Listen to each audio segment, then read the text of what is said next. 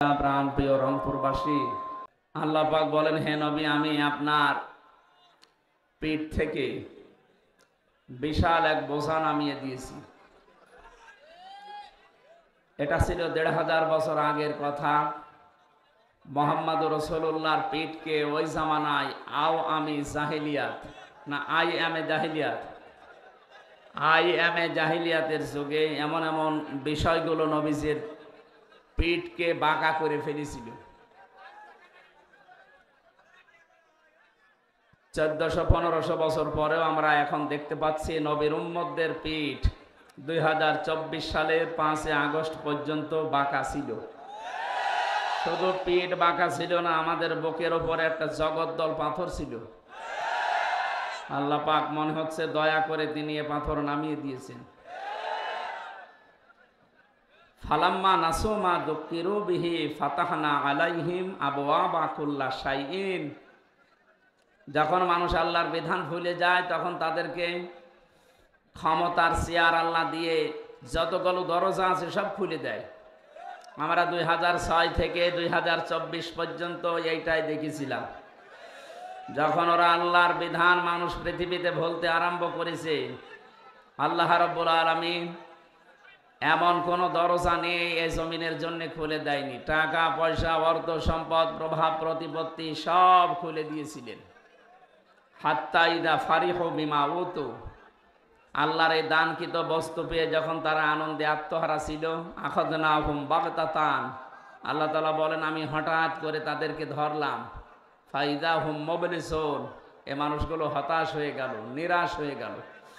কোরআনের এই আয়াতগুলো স্টাডি করলে, গবেষণা করলে দেখা যাচ্ছে এটা নাজিল হওয়া ১৫০০ বছর আগে, অথচ মনে হচ্ছে ২০২৪ সালের ৫ আগস্ট আল্লাহ এই আয়াতগুলো দুনিয়ায় পাঠিয়েছেন। আবার একেবারে সব মিলে গেছে, একটা কথাও মানে চোল পরিমাণে মিথ্যা নেই। আখাযনাহুম, আল্লাহ বলেন আমি ধরেছিলাম তাদেরকে বাগতাতান, আকস্মিক ভাবে, এমন ভাবে আল্লাহ ধরেছেন আপনি তাকান। এ মানুষগুলো দুপুরের খাবার রান্না করেছিল, খেতে পারেনি।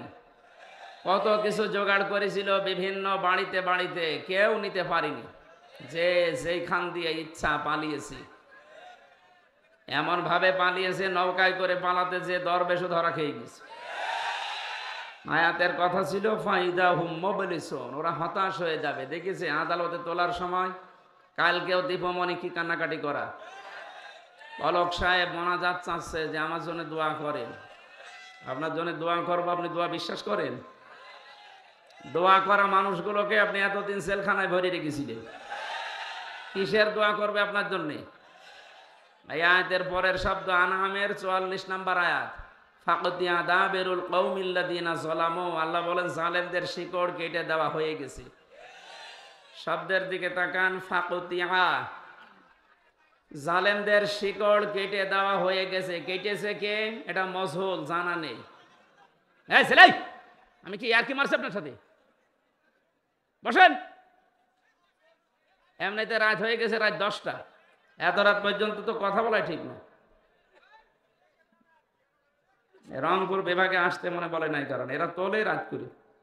কেন পাবনার চাইতে কি বড় মাহফিল এটা? এর চাইতে পাবনা দারুল আমানটা আসতে ১০ গুণ মানুষ হয়। ৫.৫ লাখ ৬ লাখ মানুষ রিপোর্ট দিয়েছে এনএসআই। ৫ লাখ ৬ লাখ মানুষ যেখানে, এখানে তো ৫০,০০০ হবে না। এ চাইতে ১০ গুণ হবে না। সেখানে কয় কোনো গ্যাঞ্জাম দেয়, মাগরিবের পর থেকে এশা পর্যন্ত একজন, এশার পরে ৯:৩০ মাহফিল শেষ। তাতে মাহফিল হচ্ছে না? ২৭ বছর সাইদি সাহেব করেছে না, রাত ১০টা ছাড়া মানুষ আসে না। মানুষ আসে না মানে আপনি সিস্টেম করে ফেলেছেন এটা। আর এসার পরে আমার পরে আবার ২ জন রেখেছে, মানে এই কমিটি কারা? এরা কোনোদিন দেয়নি এটা। আগামীতে কোনো জায়গায় অনুষ্ঠান দিলে রাত বেশি করা যাবে না ভাই, মানুষের অনেক কাজ আছে রাত্রে। আপনি এইটাই রাত ১১টা ১২টা পর্যন্ত করে শেষে তাহাজ্জুদ পড়বে না, ফজরের নামাজ তো আমার মনে হয় অনেকে পড়েই না। অনুষ্ঠানগুলো দেখে যদি মানুষ নামাজের দিকেই না আসে, আখেরাত ভিত্তিক জীবন গঠন না করে, তো এটা দিতে বলিস কে? খালি টাকা কালেকশনের জন্য। এই জন্য তো দুনিয়ার কিছু উন্নয়ন হচ্ছে, আমাদের আখেরাতের কিছুই হচ্ছে না। আগামীতে কোনো জায়গায় রংপুর বিভাগের ভেতরে যদি নিয়ে আসেন, আমি হাতে পায়ে ধরে বলছি আমার সাথে কাউকে রাখবেন না। আর রাখলে ওকে মাগরিব থেকে এশা পর্যন্ত শেষ করে দেবেন। এশার নামাজ যাই কয়টায় হোক, যদি 7:30টায় হয় আমার 8টায় তুলে দেবেন। তাফসীর করতে হলে 1-1.5 ঘন্টা সময় লাগে একটা আয়াতের উপরে। আপনারা মানে তোলেনি রাত 10টায়, আমারে ডাক্তার বলছে রাত 10টার ভেতরে ঘুমিয়ে পড়বেন। সেদিন দেখলেন না রংপুরে এসে কি অবস্থা হয়েছিল, মরেই তো গিয়েছিল। আমার মিনি স্ট্রোক হয়েছিল ঢাকায় পরীক্ষা করার পর, এই সাইডটা পুরো ড্যামেজ হয়ে গিয়েছিল। ডাক্তার বলছে আপনি ঘুমাবেন, রাত 10টার পরে জীবনও জেগে থাকবেন না, তাহলে কিন্তু আবার ওইরকম। এখন কি করবো বলেন, আপনাদের বারবার এসে বলছে আমরা রাত 9টা থেকে 9:30টায় তুলে দেবেন। কালেকশনই শুরু করেননি। এসার পরে যদি 2 জন রাখবেন তা আমারে নিয়ে আসলেন কেন? আমি ওখান থেকে বাড়ি চলে যেতাম। যেহেতু রেকর্ড হচ্ছে, আগামী থেকে এটা করবেন না ভাই। আমার এই যদি মেরে ফেলেন তে কি গরু দিয়ে চাষ করবেন, গরুই মেরে ফেলবেন, হবে? কত কিছুদিন আরো বাঁচতে দেন। এমনি জালেমরা যা করেছে 3টা বছর জীবনটা শেষ করে দিয়েছে। 3 বছর ফাঁসির কন্ডেম সেলের ভেতরে খেয়ে না খেয়ে বেঁচে আছি অনেক ভালো, অত মরে যাওয়ার কথা ছিল। ওরা যা আচরণ করেছে, আর যে বৈষম্যের শিকার বানিয়ে রেখেছিল জেলখানার ভেতরে, এত কষ্ট মানুষকে দেবে। আমি তো কোনোদিন জেলে এর আগেও গেছি, কই মনে হয়তো জেলে যাচ্ছি মামার বাড়ি যাচ্ছে, আর এবার জেলে যাচ্ছে জাহান্নামে যাচ্ছে। যে জালেমগুলো এগুলো করেছিলেন আল্লাহ একেবারে শিকড় কেটে দিয়েছে। এখন অনেকে ঘুরে দাঁড়ানোর চেষ্টায় আছে বিভিন্ন মিথ্যা প্রলোভন দিয়ে। আজ বাইরে যারা আছে পালিয়ে, এরা এখন বিশ্বের বিভিন্ন মডেলদেরকে আহ্বান জানাচ্ছে বাংলাদেশ জঙ্গি রাষ্ট্র ভরে যাচ্ছে। আরে শয়তান, এই মিথ্যা নাটক তৈরি করে হাজারো মানুষের জীবন নষ্ট করেছে। এই 15.5 বছর মিথ্যা দাবি নিয়ে টিকেছিল। এই বাংলাদেশ এখন আর 2024 সালের 5 আগস্ট নেই, এটা পার হয়ে গেছে। সুতরাং এখন উল্টাপাল্টা ফতোয়া দিয়ে মিথ্যা প্রলোভন দিয়ে আর কাজ হবে না। আর পৃথিবীর ইতিহাস এইটা, কোন জালেম যদি পালিয়ে যায় একবার, সে কব্বরে যাওয়ার আগে আর ঘুরে আসে না। যে লক্ষণ সেন 850 বছর আগে পালিয়েছে, আজ পর্যন্ত ঘুরে এসেছে? কোথায় আছে? কবরে। কবরে, ও তো কবরে দেয়নি, ওরা পুড়িয়ে ফেলেছে। আর যারা আল্লাহ রসুলে বিশ্বাস, এই মন মতো বিশ্বাস করেন, পালিয়ে যখন গেছেন আপনি কব্বরে যান, আর ফিরে আসার দরকার নেই। নাকি আপনাদের পুত্রবধূ বলে মায়া করছে? মায়া আপনাদের সম্পর্ক সব নষ্ট করে চলে গেল। আপনাদের সাথে সম্পর্ক ছিল না, এখানে যা আছে আপনারা সব তো হয় শ্বশুর হবেন, নাই দেবর হবেন। কি করে গেল? দেবরের সাথে একটু বলে যাবে তাও বলেনি, সব এতিম করে চলে গেল ভাবি। সুতরাং এইরকম ভাবের জন্য মায়া কান্না করার দরকার নেই। সে চলে গেছে, ও চলে গেছে, ভালো হয়েছে। অন্তত যদি এখন বিদায় নিয়ে আল্লাহ বিল্লাহ করে জান্নাতে যেতে পারে যাক। আর জালেমরা জান্নাত পাবে না। আল্লাহু লা ইয়াহদিল কওমা যালিমিন। জালেমরা হেদায়েত পাচ্ছে না, পাবেও না। কারণ মানুষ যখন সীমা লঙ্ঘন করে, যখন একটা লিমিট ক্রস করে ফেলে, তখন তাকে হেদায়েত থেকে আল্লাহ বঞ্চিত করে দেয়। এই যে ফেরাউনের নাম শুনি আমরা, এই লোকটা কিন্তু মা বাবার খেদমত করিস, কিন্তু বাইরের লোকের সাথে ওর অত্যাচার বেশি ছিল। আমরা দেখলাম এই যে নামি দামি ফেরাউন যারা দুনিয়া থেকে বিদায় এখনো নেয়নি, নেবে, এরাও কিন্তু মা বাবার প্রশংসা করে। তো দুনিয়ার মানুষের সাথে এদের সম্পর্ক ভালো না। ফেরাউনের পুরা জীবন আছে, পড়বেন দেখবেন তাফসিরে ফি জিলালিল কোরআনে। ওর সারাটা জীবন, আমি এই যে এতদিন হায়াতে 650 বছর রাজত্ব করেছে, বিশাল হায়াত পেয়েছিল। এই বিশাল হায়াতের ভেতরে কোনোদিন ওর মা বাবার সাথেও খারাপ আচরণ করেনি। কিন্তু ওর মা বাবার কাছে প্রতিদিন 8-10টা করে বিচার আসতো যে আপনার ছেলে এই করেছে, আপনার ছেলে এই করেছে। এইরকম বিচার করতে করতে শেষ পর্যন্ত বাবা বাধ্য হয়ে ওর ত্যায্য পুত্র করেছিল। পৃথিবীর ইতিহাসে প্রথম সন্তান হিসাবে বাদ দিয়ে দেয়, স্বীকার করে না। সন্তানকে ত্যায্য পুত্র করার সিস্টেম ফেরাউনের বাবা থেকে শুরু। একটা সন্তান কত গোল্লায় গেলে তাকে ত্যায্য পুত্র করে বলেন। আমার ফাঁসি চাই, এ বইটা একটু পড়েন। আমি সেদিন পুরাটা শেষ করেছি। আমি গোপন কথাটা না নাই বললাম। এখানে ওই রকম একটা কিছু লেখা আছে। ফেরাউনের বাবা যা করেছিল, এরকম একটা লোক এরকম বাংলাদেশেও করেছে। একটা মানুষের উপরে কতটা মন উঠে গেলে সন্তানের প্রতি মানুষ এই কথা বলতে পারে, যা তোরে আমি আর পরিচয় দেব না, তুই যে আমার ছেলে, আমার সব কিছু তোকে তোকে আমি বঞ্চিত করে দিলাম। বলেন নাউজুবিল্লাহি মিন যালিক। ফেরাউন যেদিন মারা যাচ্ছিল ওই দিনও বলেছিল আন্নাহু লা ইলাহা ইল্লাল্লাযী আমানাত বিহি বানু ইসরাঈল ওয়া আনা মিনাল মুসলিমিন। আমি ঈমান আনলাম ওই আল্লাহর উপরে যার উপরে ঈমান এনেছে বনি ইসরাঈল, আর আমি মুসলমান। এ পর্যন্ত কোনোদিন শুনেছেন না শোনেননি? শুনেছেন? কি শুনেছেন বলেন? এখানে কয়েকটা শিক্ষা আছে, যারা আলেম আছে আর যারা লেখাপড়া করেন তাদেরকে বলছি, কি কোনোদিন এখান থেকে কিছু বের করতে পেরেছেন? আমি তো বাংলাদেশ নিয়ে আয়াতের সাথে মিলিয়ে বহু কিছু পেয়েছি। এর এক নাম্বার হচ্ছে ফেরাউন স্বীকৃতি দিয়েছিল আল্লাহর একাত্মবাদের, আন্নাহু লা ইলাহা ইল্লাল্লাযী আমানাত বিহি বানু ইসরাঈল। ও আল্লাহর একাত্মবাদের স্বীকৃতি দিয়েছে, কিন্তু সরাসরি বলে না আল্লাহ আমি তোমার প্রতি ঈমান আনলাম। ও ঘুরিয়ে বলিস, ও ঘুরিয়ে বলেছিল আমি ঈমান আনলাম ওই আল্লাহর উপরে যার উপরে বানি ইসরাঈলরা ঈমান এনেছে। ফেরাউন সরাসরি আল্লাহকে ডাকে নাই, ঘুরিয়ে। কিভাবে বলেন না কেন? আজ দেশের দিকে তাকান, অনেকেই সরাসরি আল্লাহকে ডাকতে চায় না, ঘুরিয়ে। আপনি আল্লাহু আকবার বলে না, বলে আল্লাহ সর্বশক্তিমান। কেন এটা বলা লাগবে? আল্লাহু আকবার বলতে আপনার সমস্যা কি? বলে আমি অর্থ বলি। কিসের অর্থ? আল্লাহু আকবার মানে আল্লাহ সর্বশক্তিমান না, আল্লাহু আকবার মানে আল্লাহ সবচাইতে বড়, সর্বশক্তিমান। বাংলা যারা লেখাপড়া করে দেখেন এর ভেতরে অনেকগুলো শব্দ শিরিক লুকিয়ে আছে। আমার যেহেতু এটা আলোচনার সাবজেক্ট না, এটা সেমিনার না, ওইভাবে আপনি বুঝবেনও না।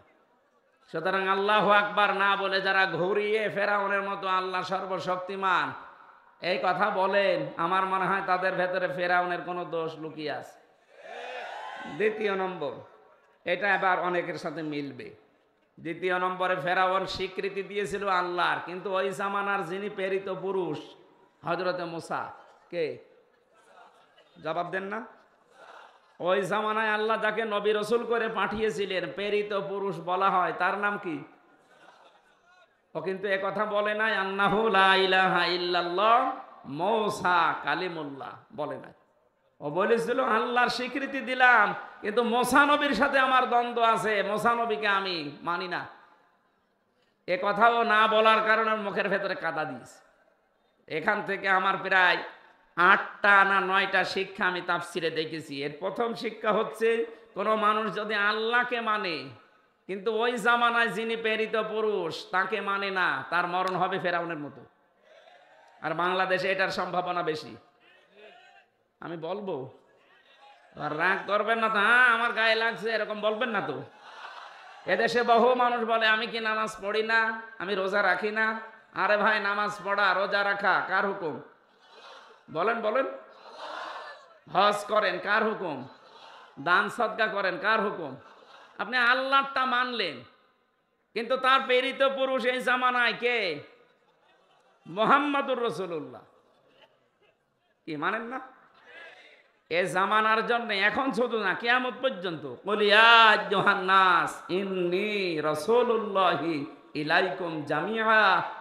হে নবী, আপনি বলেন আমি তামাম দুনিয়ার সব মানুষের জন্য আল্লাহর পক্ষ থেকে কি হয়ে এসেছি? রাসূল। বলেন বলেন। রাসূলের বাংলা অর্থ কি? প্রেরিত পুরুষ। বাংলা অর্থ কি বলেন? সুতরাং এই জামানার জন্য যিনি পাঠিয়েছেন আল্লাহ, যাকে কিয়ামত পর্যন্ত যিনি ফাইনাল, যার সিগনেচার ছাড়া আপনি জান্নাত যেতে পারবেন না।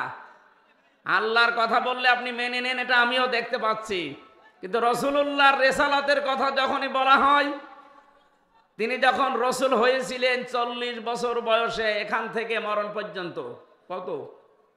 23। বলেন না কেন? 23 বছরের 13 বছর শুনতে অনেক মানুষ রাজি আছে, বলে হ্যাঁ 13 বছর মক্কায় শুধু মায়ের খেয়েছে। বলেন, আমিও কান্নাকাটি করি, আপনিও কাঁদেন, কিন্তু বাকি 10 বছর যে উনি প্রেসিডেন্ট ছিলেন, প্রেসিডেন্ট এমনি হওয়া যায়? বলেন। ওই কথাগুলো যখন তাফসিরের থেকে তুলে আনা হয় তখন বলে না, এইটা তো কেমন হয়ে যাচ্ছে, এটা রাজনীতি, এটা দুনিয়ার কাজ। আল্লাহর কসম, এই বিশ্বাসে বিশ্বাসী যারা, রাসূলের 13 বছর মানে 10 বছর মানে না, ওর মরণ হবে ফেরাউনের মতো। এই হিসাবে বাংলাদেশে এবার মিলান তো মানুষ আছে না নেই? আমি তো অনেক মানুষ দেখতে পাই, কথা বললে বলে আমি আল্লাহকে মানি না, আমি আল্লাহর বিধান মানি না। মানেন তো আমিও জানি, ফেরাউনও আল্লাহ একজন আছে কথা বিশ্বাস করেছিল, ঠেলায় পড়ি। কিন্তু যখন সীমা একেবারে লঙ্ঘন করে গেছে, রেসালাত না মেনে, আল্লাহ তাকে হেদায়েত থেকে বঞ্চিত করে দিয়েছে। তাফসিরে হাক্কানির ভেতরে পেয়েছি শেষ পর্যন্ত ও মুখ নড়ানড়ি করবে, জিবরাইল এসে কাদা লাগিয়ে দিয়েছে। এই জন্য কারো সীমা যখন অতিক্রম করে একেবারে বর্ডার ক্রস করে, তখন আল্লাহ তাকে বঞ্চিত করে দেয়। ও যদি বলতেও চায়, ওর মুখ দিয়ে আর বের হয় না। হয়তো এখন আর জিবরাইল আসবে না, কিন্তু আপনার মুখ আর জবান আর চালু হবে না। এই জন্য এমন কোন গনার সাথে কাজের সাথে নিজেকে জড়ায় না, জড়িয়ে ফেলি যে আমাদের অবস্থা আবার জালেমদের মতো হয়ে যায়। জালেমদের বিরুদ্ধে নিজে আল্লাহ মামলা দায়ের করবে। জালেমদের বিরুদ্ধে মামলা দায়ের করবে কে? আরো জোরে। এই দেশে যারা 15.5 বছর জুলুম করেছেন, এটা কি ওয়াজ করে বোঝানো লাগবে? এই 14 দল বাদ দিয়ে বাকি আমরা যারা আছি সবাই কম বেশি মাজলুম। এক কথা বললেন না? এক একজনের মামলার খবর জানেন আপনি? আমি বিএনপির বহু লোকের সাথে জেলখানায় ছিলাম। একজনের মামলা 313টা, 560টা। ও সারা জীবন শুধু হাজিরা দিতেই চলে যাবে। আমার 2 মামলায় যদি 3 বছর যায়, যার মামলা দিয়েছে 560টা, ও কতদিন হাজিরা দেবে বলে? অথচ বছর হয় 365 দিন। এক এক দিন 2টো মামলার হাজিরা দেওয়া লাগবে। কি করেছেন আপনি? জুলুমের একেবারে শেষ পর্যায়ে পৌঁছিয়ে গিয়েছিলেন। এই জন্য ফাকুতিয়া আছে। আল্লাহ বলেন আমি কেটে দিয়েছি। জালেমদের শিকড় যখন কাটা হয়ে গেছে, ওই জিনিস নিয়ে আর আশা করে লাভ নেই। আপনারা তাওবা করে ফিরে আসেন। আপনাদের ভালোর জন্য বলছি। কোরআনে কারিমের এই অনুষ্ঠান থেকে আমরা আহ্বান জানাচ্ছি, বিশাল একটা পাথর আল্লাহ আমাদের বুকের ওপর থেকে সরিয়ে দিলেন। এ পাথরের নাম হচ্ছে আইএমএ জাহিলিয়াত। না, এটা ছিল 1000-1500 বছর আগে। এখন আল্লাহ যেটা সরিয়েছে এটার নাম আও আমি জাহিলিয়াত। কথা বলেন না কেন? শব্দ প্রায় একই। আইএমএ, আও আমি। ওরা যা করতো এরা তাই করেছে, শুধু একটা কাজ করে নাই। ওই জামানায় ওরা জীবন্ত কন্যাকে মাটি দিত, আর এই জামানায় জীবন্ত কন্যাকে মাটি দেয়নি, জীবন্ত কন্যাকে জাহান্নামে দিয়েছে। বেপরদার এমন লাইন খোলার চেষ্টায় ছিল, দেখেছিলেন? একজন মানুষ বেপরদায় চলবে, কিছু বলতেও পারবেন না। উলঙ্গ অর্ধ উলঙ্গ হয়ে রাস্তাঘাটে আসবে, নিজে জাহান্নামে যাচ্ছে। শুধু তা না, আরো 8-10 জন নিয়ে যাচ্ছে। কেউ প্রতিবাদ করলে তাকে পর্যন্ত 4 দেওয়ালের মাঝে আটক করে রাখা হতো। আমি বহু দেখেছি। 1500 বছর আগে ওই জামানায় যারা কাফের মুশরিক, ওরা জীবন্ত কন্যাকে মাটি দিত। আরে 1500 বছর পরে আমরা দেখলাম এরা জীবন্ত কন্যাকে জাহান্নামের আগুনে পাঠাচ্ছে।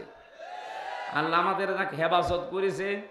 নবীর পিঠ থেকে আল্লাহ পাথর সরিয়ে, বোঝা সরিয়ে পিঠ সোজা করে দিয়েছিলেন। আর আমাদের বুকের উপর থেকে পাথর সরিয়ে নিঃশ্বাস নেওয়ার এবং কথা বলার একটা সুযোগ করে দিয়েছেন। আজকে যদি 2024 সালের 5 আগস্টের আগে হতো এই অনুষ্ঠানটা, এতগুলো মানুষ এক জায়গায় করতে 14 জায়গায় অনুমতি লাগবে। আজকে এক জায়গায়ও লাগে নাই। অনুমতি যারা দেবে তারা এসে পাহারা দিচ্ছে। এই কথা বলছে না কেন? বিশাল একটা নিয়ামত না?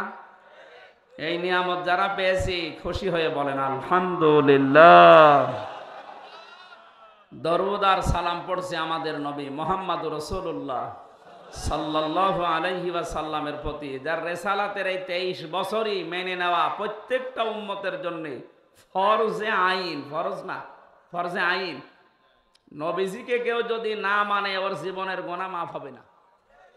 এই একটা মানুষই শুধু আল্লাহ পাঠিয়েছেন পৃথিবীতে।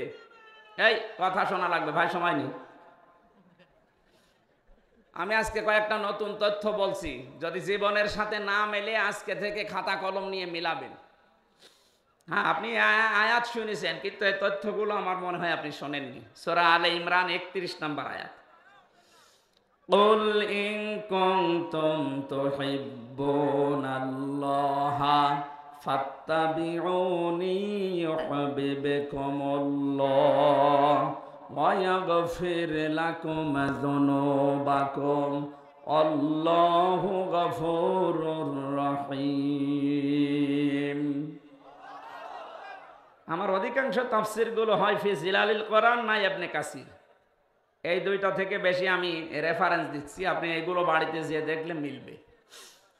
আল্লাহ পাক বলেন, নবী আপনি বলুন, ইন কুনতুম তুহিব্বুনাল্লাহ, কেউ যদি একথা বলে আল্লাহ তোমাকে ভালোবাসি, এ দাবি আমাদের নেই?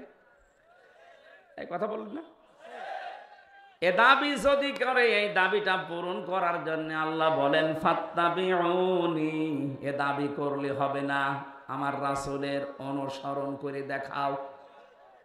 এখন আমার প্রশ্ন, রাসূলকে অনুসরণ করবেন আপনি কখন?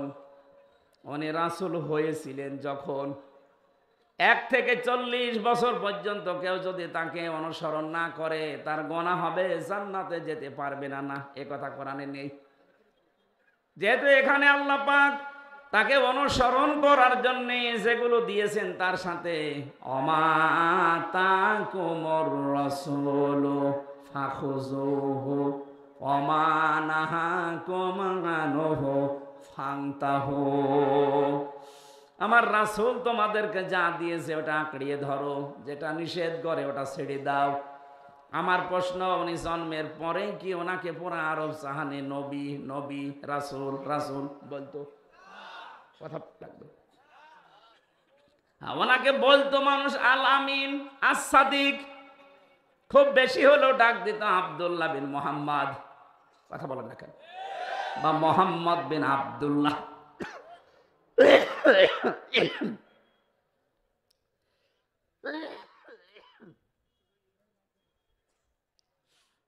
এই ফ্যানটা 2 মিনিট দেন তো, 2 মিনিট পরে বন্ধ করে দিন।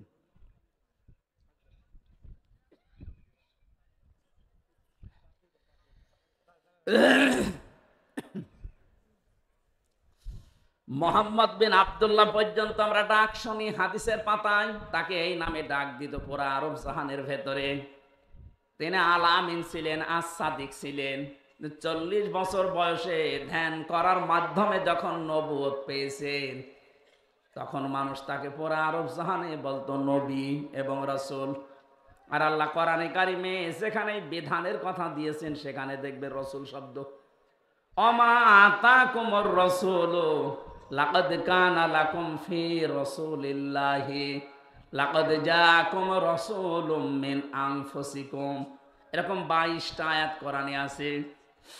যেখানেই দেখবেন কোন বিধান আল্লাহ জানাবেন, সেখানে নবী বলেছেন, রাসূল বলেছেন। কিন্তু আব্দুল্লাহ বিন মুহাম্মদ না মোহাম্মদ বিন আব্দুল্লাহ আর বলেন নাই। কোন জায়গায় আছে দেখবেন মোহাম্মদ বিন আব্দুল্লাহ আছে? নেই। মোহাম্মদ যদি থাকেও সঙ্গে সঙ্গে রেসালাতের ঘোষণা দিয়েছেন 4 জায়গায়। যেখানেই মোহাম্মদ শব্দটা আছে, আল্লাহ শুধু উচ্চারণ করেন নাই, সঙ্গে সঙ্গে তিনি রেসালাতের ঘোষণা দিয়ে তার সম্মান আরো বাড়িয়ে দিয়েছেন।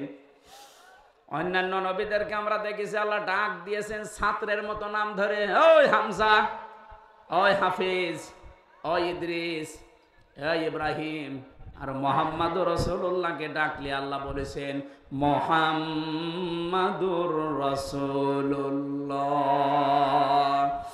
ওমা মুহাম্মাদুন ইল্লা রাসূল মা কানা মুহাম্মাদুন আবা আহাদিম মির রিজালিকুম ওয়ালাকির রাসূলুল্লাহি ওয়া খাতামান নাবিয়্যিন নুজিলা আলা মুহাম্মাদিন ওয়া হুয়াল হাক্কু মির রাব্বিহিম ইলা আখির আয়াত।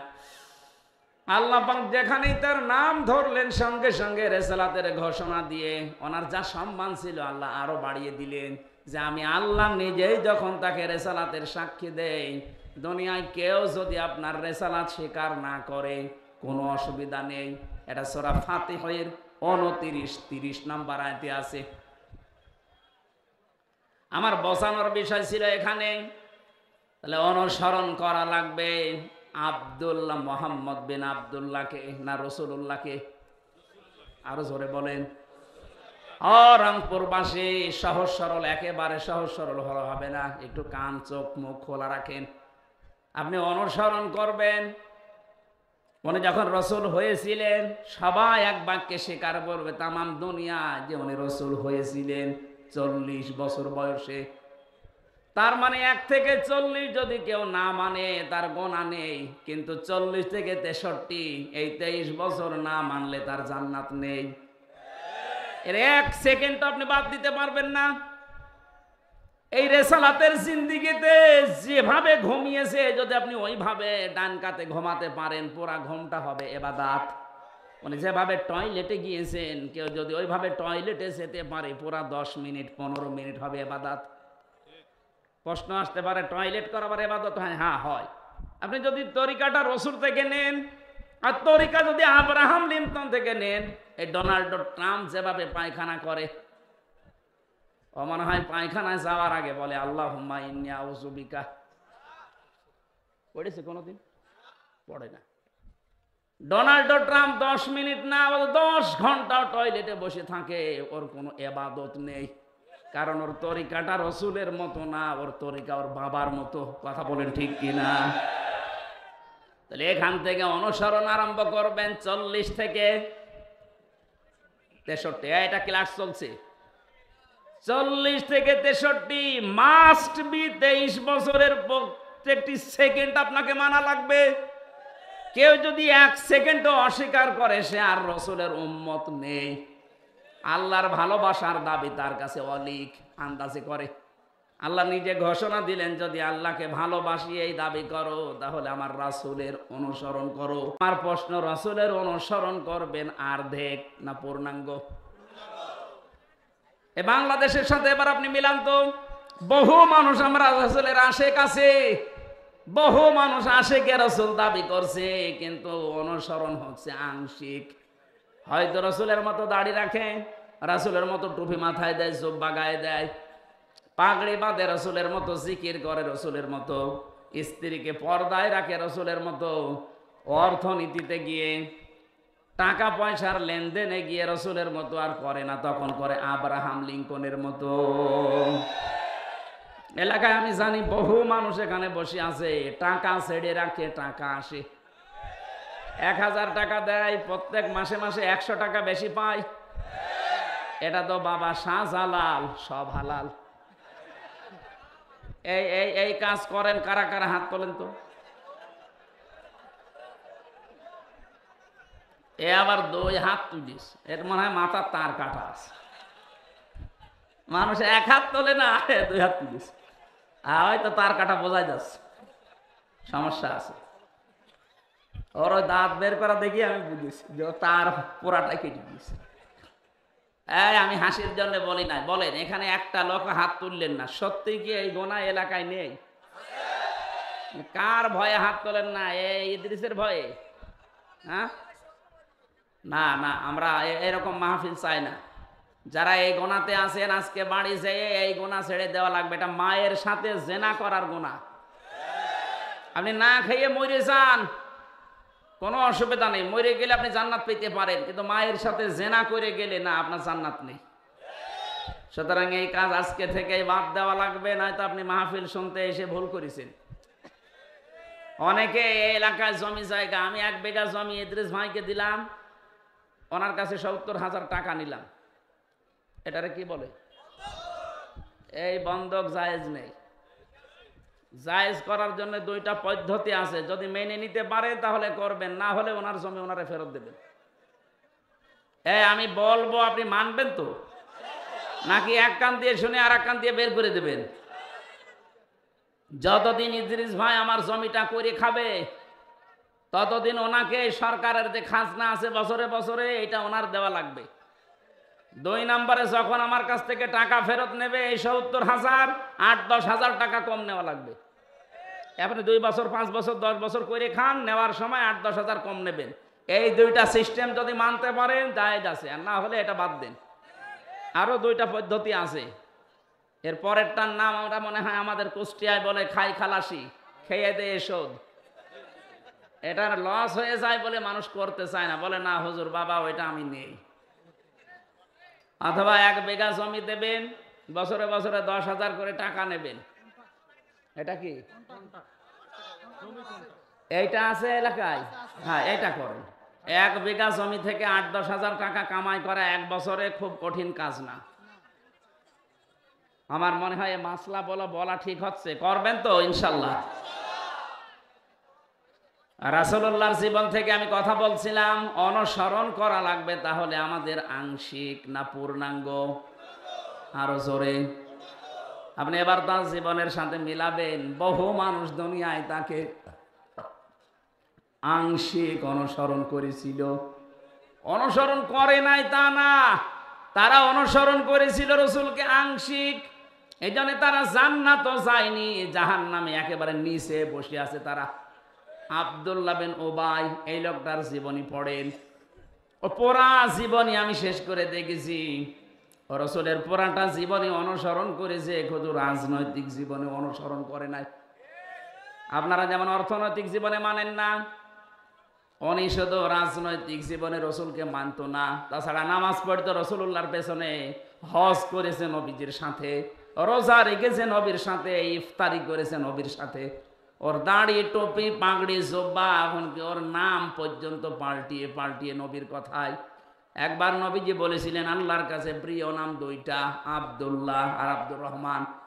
ওই দিন থেকে নিজের ছেলের নাম রেখেছে আব্দুল্লাহ, নাতি ছেলের নাম আব্দুল্লাহ, নিজের বাবার নামও পাল্টিয়ে দিয়েছে আব্দুল্লাহ, নিজের নামও দিয়েছে আব্দুল্লাহ। এত পছন্দ করতো নবীর কথাকে, শুধু শুনতে দেরি, মানতে দেরি করতো না। অথচ এই লোকটা দুনিয়ার স্বার্থের কারণে আল্লাহর নবীর রাজনৈতিক জীবনে তাকে মানে নাই, ও মানতো আবু জেহেলকে। বাংলাদেশে আমরা বহু মানুষ আছি, আমরা রাসূলের অনুসরণ করি ঠিক, কিন্তু আংশিক, পূর্ণাঙ্গ না। আরো জোরে বলেন। কত খানকা থেকে আওয়াজ আসে, কত ইসলামী দল থেকে আওয়াজ আসে, তারা বলে যে দেখো দিনকাল ভালো না, আমরা অসমের ভেতরে নেই, আমরা আছি আল্লাহর রাস্তায়। আরে ভাই, আল্লাহর রাস্তায় তো এইটা যেটা রসুল দেখিয়েছে, বলেন। ওনার ওই টয়লেট করা যদি আপনার ইবাদত মনে হয়, উনি 10 বছর প্রেসিডেন্ট ছিলেন, এটা ইবাদত মনে হয় না? এটা ইবাদত না মনে করার কারণেই তো দেশের অবস্থা এই। আমরা যদি সবাই রাসূলের এই 23 বছরের জীবনকে সত্যি ইবাদত মনে করে অনুসরণ আরম্ভ করতাম, আমাদের মরণ ওই ফেরাউনের মতো হইতো না। আজ হাজারো মানুষ ফেরাউন হয়ে মরে যাচ্ছে, কথা বলেন ঠিক কিনা? তাহলে রাসূলকে আজকে থেকে অনুসরণ করা লাগবে, আংশিক না পূর্ণাঙ্গ? আমি আবার বলছি, আংশিক না পূর্ণাঙ্গ? আপনি এবার নিবে জীবনের সাথে মিলান, আপনার অনুসরণ কি সত্যি আংশিক হচ্ছে না পূর্ণাঙ্গ? না না। তাহলে আংশিক হলে হয় আপনার মরণ হবে আব্দুল্লাহ বিন উবাইয়ের মতো। ও যেমন জাহান্নামে শুধু গিয়েছে তা না, জাহান্নামের নিচে গিয়েছে। ও ছিল মুনাফিকদের সর্দার। আর মুনাফিকদের ব্যাপারে আল্লাহর কথা, ইন্নাল্লাহা জামিউল মুনাফিকিনা ওয়াল কাফিরিনা ফি জাহান্নামা জামিআ। অবশ্যই আমি জাহান্নামে একত্রিত করব মুনাফিক আর কাফেরদের। আগে আল্লাহ দিয়েছেন মুনাফিকের নাম, তার মানে মুনাফিক থাকবে নিচে, উপরে থাকবে কাফের। আবু জেহেল মুনাফিক ছিল না কাফের ছিল? আরো জোরে বলেন। বাংলাদেশে আমরা যারা মুনাফিক হয়ে মরে যাচ্ছি, আমরা আবু জেহেলেরও নিচে যাব। কি বললাম আপনি খেয়াল করেছেন? আবু জেহেলের চাইতেও নিচে থাকা লাগবে জাহান্নামে।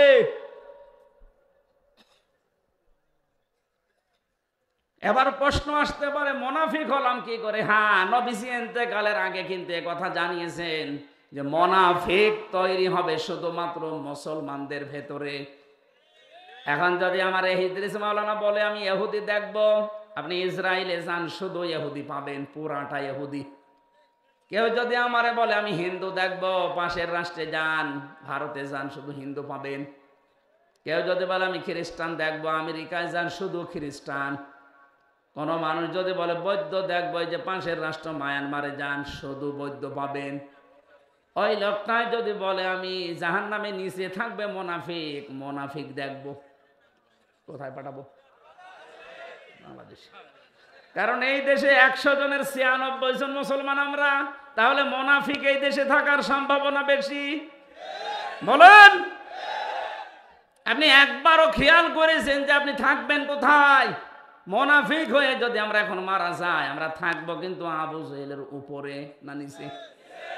ইন্নাল মুনাফিকিনা ফিদ-দারকিল আসফালি মিনান নার। আসফাল ইসমি তাফসীল, সুপারলেটিভ ডিগ্রি এটা, এর উপরে কোনো শব্দ আরবিতে হয় না। আল্লাহ পাক বলেন মুনাফিকদেরকে আমি রাখবো একেবারেই নিচে। ওয়ালান তাজিদা লাহুম নাসীরা। তাজিদার আগে লান আছে, মজারের আগে লান আসলে বাংলা অর্থ দাঁড়ায় জীবনেও হবে না। আল্লাহ বলেন এদেরকে কেউ সাহায্য করার জন্য এগিয়েও যাবে না। আজ বাংলাদেশে অনেক জালেম ধরা পড়ছে, জালেমদের সুপারিশের জন্য দেখছি অনেক মুনাফিক পর্যন্ত এগিয়ে যাচ্ছে যে না, এটা আমার বিআই ছিল, এটা আমার ব্যবসায়িক পার্টনার ছিল। দুনিয়ার আদালতে হয়তো জালেমদের সাহায্য মুনাফিকরা করতে পারে, কিয়ামতে মুনাফিকদের জন্য কেউ সাহায্য জীবনেও করবে না। আর সেই মুনাফিক হয়ে আমরা অধিকাংশ মানুষ মারা যাচ্ছি। আয়াতুল মুনাফিক সালাসা, মুনাফিকের আলামত চিহ্ন তিনটা। ইদা হাদ্দাসা কাযাবা, কথা বললেই মিথ্যা বলে। এদেশে নেই? আরো জোরে বলেন। আপনাদের এই পুত্রবধূ এখন বাইরের দেশগুলোর মানুষ কাছে বলছে আমি নির্বাচিত ছিলাম, আমাকে দেশ থেকে বাধ্য করা হয়েছে বিতাড়িত করতে। এত বড় মিথ্যা কথা আপনি বলছেন কি করে? আপনি নির্বাচিত ছিলেন, এই কথা শয়তানও বিশ্বাস করবে? কেন এই মিথ্যা কথা বলেন? তাহলে মিথ্যা যে বলে কথা বললেই সে আল্লাহর নবীর ভাষায় কি? আরো জোরে বলেন। ওয়াইদা ওয়াদা আখলাফা, যারা ওয়াদা করে কিন্তু খেলাফ করে। আপনি ওয়াদা করেছিলেন দেশ যদি আমার হাতে আসে আমি মদিনার সনদে চালাবো, আপনি চালিয়েছেন মোদির সনদে। মদিনা বাদ দিয়ে মোদি। সনদ ঠিক আছে, শুধু মদিনার জায়গায় লাগিয়েছে মোদির সনদ। কি বলেছিল ওয়াদায়? যদি দেশ আমাদের হাতে আসে আমরা মদিনার সনদে চালাবো। এটা আমি বানিয়ে বলছি, এটা বলেছিল না? চালিয়েছে, কিন্তু মদিনার সনদের একটা ধারাও নেই। মদিনার সনদের 27টা ধারা ছিল। কয়টা বলেন বলেন? ওখানে যে যার ধর্ম সে পালন করবে, কোনো বাধা দেওয়া হবে না। অথচ এই দেশে এই 15.5 বছরে সাম্প্রদায়িক দাঙ্গা তৈরি করার জন্য সবচাইতে বেশি চেষ্টা চালিয়েছে এই ক্ষমতাসীনরা। আপনি গোপনে খোঁজ খবর নিয়ে দেখেন, বিশ্বজিৎকে যারা হত্যা করেছে বিএনপি, জামাত, কারা? যারা মেরেছে আমার সাথে জেলে ছিল ওই শাওন। আমি বললাম আপনি হিন্দু কেউ ছাড়লেন না? আচ্ছা ভাই ওই সময় মাথায় চড়ে গেছে, আর আমাদের উপরের নির্দেশ ছিল ওকে মেরে ফেলা লাগবে। কেন? কাকে একে মেরে ফেলে একটা রাজনীতি করা যাবে। এই দোষটা আমরা চাপিয়ে দেব ইসলামপন্থীদের উপরে। বিরোধী দল যারা আছে তাদের উপরে দোষটা চাপিয়ে আমরা যেন আরো বেশি দিন থাকতে পারি। আমার সাথে 3টা বছর আমাদের রাইটার ছিল এই শাওন। ওই হিন্দু বিশ্বজিৎ বারবার ওকে বলেছিল যে ভাই আমি মুসলমান না, কিসের শিবির, আমি কিন্তু মুসলমানই না, আমার কিন্তু হাফ হাতা না ফুল হাতা। ওর ফুল হাতা না, তারপর ওরে ছাড়ে নাই। ওই এত করে বলছিল যে ভাই আমি মুসলমান না, আমার হাফ হাতা। কিসের হাফ হাতা, আমি ফুল হাতা। তারপর ওরে ছাড়ি না। শুধু কি একটা লোকের কথা, সাম্প্রদায়িক আরো কত কাজগুলো করেছে আপনি একটা একটা করে হিসাব নেই। যে রামুর মন্দির, বৌদ্ধ মন্দির ভাঙা, এতদিন পর্যন্ত নাই মিডিয়াগুলো গলা আটকিয়ে ধরেছিলেন, চেপে ধরেছিলেন, এখন তো সব খুলে যাচ্ছে। বিশেষ করে দিগন্ত টেলিভিশন খুলে গেছে, আমার দেশ পত্রিকা ওপেন হয়ে গেছে। দেখেন কি করেছেন, সব ভিডিও ক্লিপ ফাঁস করবে। এতদিন যে মিথ্যা ছড়িয়েছেন সব এখন ওপেন হয়ে যাবে। টাকলা মোরাদের নাম শুনেছেন? মাত্র 6 মিনিট 32 সেকেন্ডের একটা অডিও ক্লিপ ফাঁস হয়েছিল। এতেই তার জীবন যৌবন সব শেষ। তার মন্ত্রিত্ব গেছে, দলীয় পদ গেছে, এখন যে কোন গর্থে আছে আল্লাহ জানে, আরো জানে। মাহিয়া মাহির সাথে মাত্র 6 মিনিট 32 সেকেন্ডের একটা অশ্লীল অডিও ক্লিপ ফাঁস হয়েছিল। আর এখন যাদের ধরা হচ্ছে অডিও না, সব ভিডিও। এদের অধিকাংশ নাকি রাত 12টা 2টা পর্যন্ত, অনেকেই তাদের ঘুম পাড়াতে, মাথা টিপে দিতে, বুক পা হাত বাকি জায়গা টিপতে রাত 2টা পর্যন্ত মানুষ লাগতো। এগুলো শুধু আন্দাজে না, সব ভিডিও বের হচ্ছে। ওর যদি অডিও জীবন শেষ হয়ে যায়, ভিডিও কি হবে টের পাচ্ছেন? অথচ এখনো জালেমদের বৃদ্ধি কমে নাই। আজকেও আদালতে এই যে টাক, আমি নাম নিলাম না, এই টাক বলছে এদিন শেষ দিন না, আরো দিন আছে। ওরে আল্লাহ, হেদায়েতের পথে আনবে কি করে আনবে? ও তো হেদায়েতের পথ সব মেরে ফেলিস। কথা বুঝতেছেন? আপনার অনুশোচনা আসা লাগবে তো। আপনি অনুতপ্ত হবেন অন্যায় করার পরে। আদম নবীর স্বভাব এটা, ভুল হয়ে গেলে অনুতপ্ত হওয়া, রব্বানা যালামনা আনফুসানা। আর শয়তানের স্বভাব হচ্ছে ভুল হলে অনুতপ্ত হওয়া না, ও আর্গুমেন্ট পেশ করে। আল্লাহকে বলেছিল ক্বালা আনা খায়রুম মিনহু খলাকতানি মিন নার ওয়া খলাকতাহু মিন তিন। হে আল্লাহ, তুমি আমারে সেজদা দিতে বলো কোন কারণে? আমি ওর চাইতে ভালো, তুমি এটা জানো না? আমি আগুনের তৈরি ও মাটির তৈরি, আমার কাজ উপরে ওঠা, ওর কাজ নিচে যাওয়া। আমার ভেতরে পাওয়ার আছে আর ওর ভেতরে তো পাওয়ার নেই। শয়তান অহংকার করেছিল ক্ষমতার। কিসের? আরো জোরে বলেন। কিয়ামত পর্যন্ত যারা ক্ষমতার অহংকার করবে, সে যেই হোক, ও আর মানুষ নেই, ও টাটকা শয়তান। শয়তানকে আল্লাহ 2টা জিনিস থেকে বঞ্চিত করে দিয়েছে। 1 নম্বরে কোনোদিন আল্লাহ শয়তানকে মাফ করবে না। 2 নম্বরে কোনোদিন আল্লাহ শয়তানকে জান্নাতে দেবে না। কথা বলে না কেন? প্রশ্ন আসতে পারে, বাংলাদেশে শয়তান থাকে কোথায়? সূরা আরাফ 16 নম্বর আয়াতে আছে, ক্বালা ফাবিমা আগওয়াইতানি লা আকউদান্না লাহুম ইলা সিরাতাকাল মুস্তাকিম। আল্লাহ পাক বলেন, শয়তান আমাকে চ্যালেঞ্জ দিয়ে বলেছিল, রব্বুল আলামিন, যাদের জন্য আজ আমার সব বরবাদ হয়ে গেল, এদেরকে আমার সাথে আমি জাহান্নামে নেওয়ার জন্য কোন খারাপ রাস্তায় যাব না। লা আকউদান্না লাহুম সিরাতাকাল মুস্তাকিম, ভালো ভালো রাস্তার মোড়ে মোড়ে আমি কিন্তু অবস্থান নেব। শয়তান সিনেমা হলের সামনে যে দেখবেন, রংপুরে পাবেন না, কারণ ও জানে যে এখানে যারা বান্ধবী নিয়ে আসবে শো দেখতে, এগুলো আমার চাইতে বড় শয়তান। শয়তান রাজবাড়ির ওই গলন্দ ঘাটে যায় না, কারণ ও জানে যে এখানে যারা আসে এ আমার চাইতে খারাপ। শয়তান যায় কোথায়? এই দেওতে, পীরগাছা, রংপুরে কোরআনের আলোচনা হবে। শয়তান মানুষের সুরত নিয়ে হোক আর শয়তান নিজেই হোক, অবশ্যই আছে বিভিন্ন জায়গায়। মানুষকে ধোঁকা দিয়ে বোকা বানিয়ে বলবে এখানে কি, এখানে রাজনীতি হবে, চলো যাই। অর্ধ উলঙ্গ উলঙ্গ ড্যান্স হচ্ছে, ওইটা দেখে চোখের মজা নাও। এই কথা বলছে না কেন? এরকম শয়তান নেই? হয়তো আপনি দেখতে পাচ্ছেন না তাই।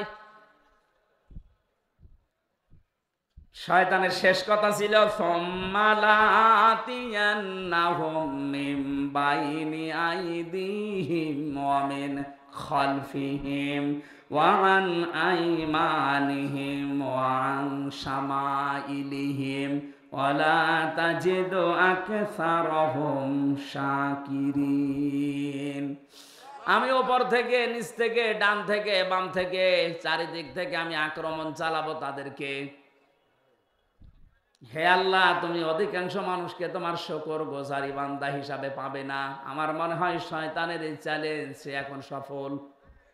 সে আজ আমাদের উপর থেকে, নিচ থেকে, ডান বাম থেকে যে কোনো কায়দায়, প্ররোচনা দিয়ে, প্রমন্ত্রণা দিয়ে, ওয়াসওয়াসা দিয়ে, যেভাবেই হোক তার নিজের দলের দিকে আমাদেরকে টেনে নিচ্ছে।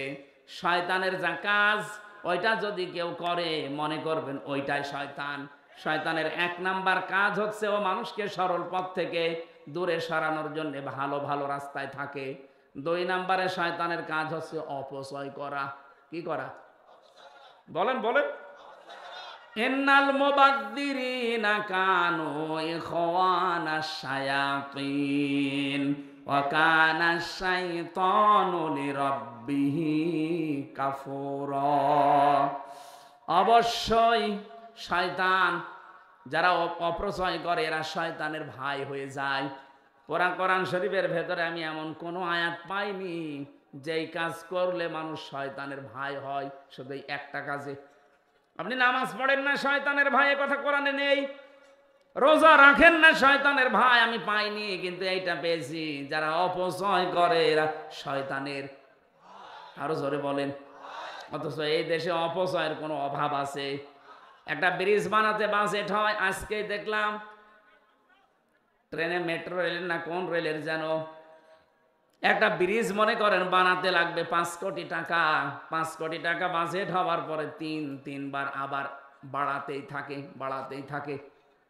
বাকি বাড়াতে বাড়াতে বানিয়েছে 15 কোটি। 5 কোটির জায়গায় ও 5 কোটি টাকা দিয়ে এই ব্রিজ হয়ে যেত। প্রথমে যে হিসাব দিয়েছিল হয়ে যাওয়ার কথা, বাকি যে টাকাগুলো নিয়েছেন এগুলো হয় আত্মসাৎ করেছেন, নয় অপচয় করেছেন।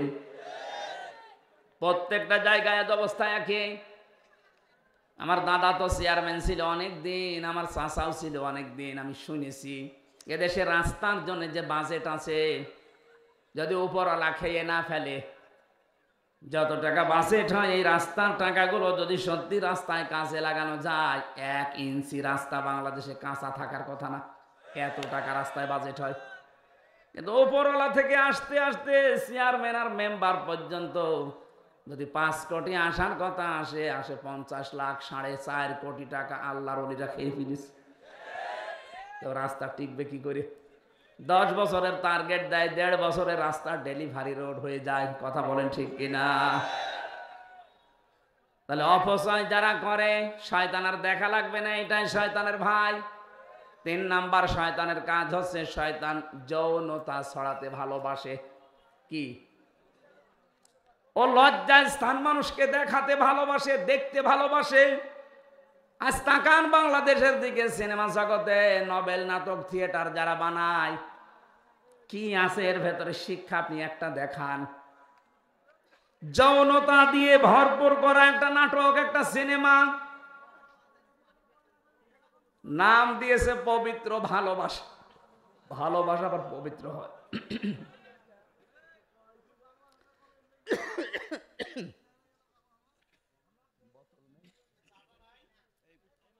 বোতল দেখি।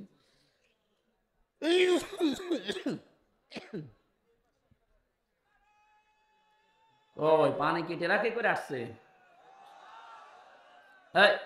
কথা বলা যাবে না, এমনি সময় নেই। কই তাড়াতাড়ি করেন। কি করেন? আরে ভাই পানি দিতে বলছি। কি করে কি? চা লাগবে না, চা লাগবে না, পানি দেন।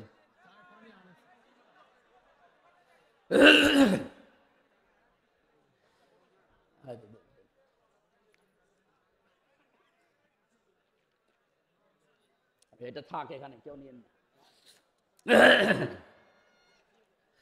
সুবহানাল্লাহ, আলহামদুলিল্লাহ, লা ইলাহা ইল্লাল্লাহ, সুবহানাল্লাহ, আলহামদুলিল্লাহ। এই ছেলে, কোথায় যাও? 1-1.5 ঘন্টা বসে থাকতে পারো না, আবার বিয়ের জন্য লাফা। বল টেকবে? সুবহানাল্লাহ, লা ইলাহা ইল্লাল্লাহ, সুবহানাল্লাহ। ওই যে আবার যুবক মানুষ ওঠে কি করে? হ্যাঁ, বুড়ো মানুষ উঠলে নাই বোঝা যায় যে ও কি করবে আল্লাহ জানে। আরে যুবক মানুষ উঠলে তো সমস্যা। ঠিক আছে।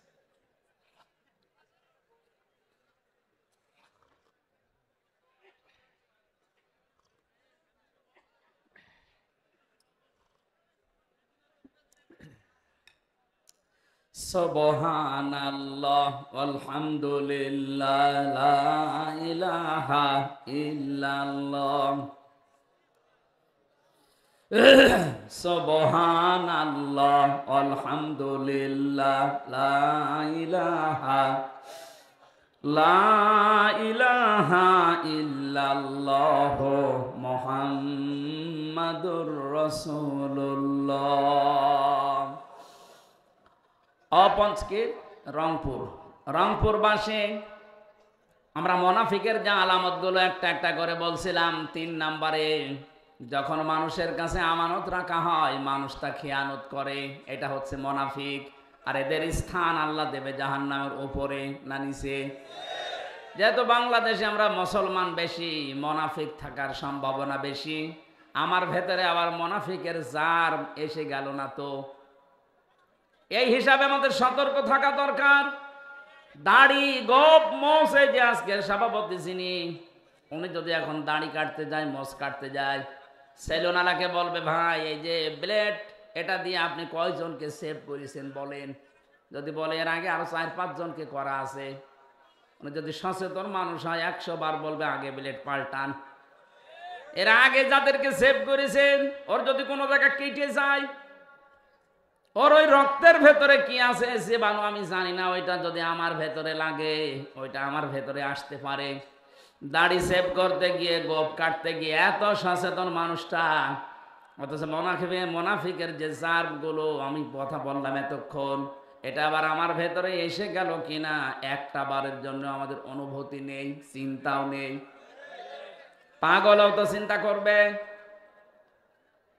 এই জন্য মুনাফিকের যে কথা বলছিলাম, আব্দুল্লাহ বিন উবাইয়ের অনুসরণ করা। রাসূলকে হয়েছিল ঠিক, কিন্তু পূর্ণাঙ্গ না আংশিক? আমরা আবার যেন রাসূলের অনুসরণ আংশিক না হয়, যেন পূর্ণাঙ্গ হয়। আল্লাহ পাক আয়াতের ভেতরে ফাত্তাবিউনি দিয়েছেন, যদি আমার রাসূলের অনুসরণ পূর্ণাঙ্গ করতে পারো, ইউহিব্বুকুমুল্লাহ, আমি নিজেই তোমাদেরকে ভালোবেসে ফেলেছি না ভালোবাসবো? এখানে আলেম নেই? ইউহিব মোজারে, বর্তমান ভবিষ্যৎ, প্রেজেন্ট ফিউচার। কেউ যদি রাসূলের অনুসরণ পূর্ণাঙ্গ ভাবে করবে বলে সিদ্ধান্ত নিয়ে চলতে থাকে, যখন পূর্ণাঙ্গ অনুসরণ করা আরম্ভ করব এই কথা বলে পথ চলবে, তখন আল্লাহ ওকে ভালোবাসা আরম্ভ করবে। তার মানে যার আংশিক অনুসরণ হচ্ছে, এখনো সে আল্লাহর ভালোবাসা বলেন না কেন?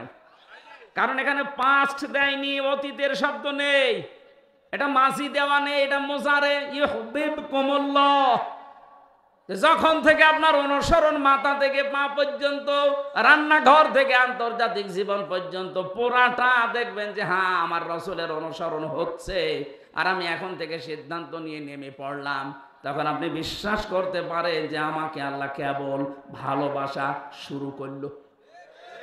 কথা বোঝা গেছে না? তাহলে যারা এতদিন আংশিক অনুসরণ করেছেন তাদেরকে আল্লাহ এখনো ভালোবাসেনি।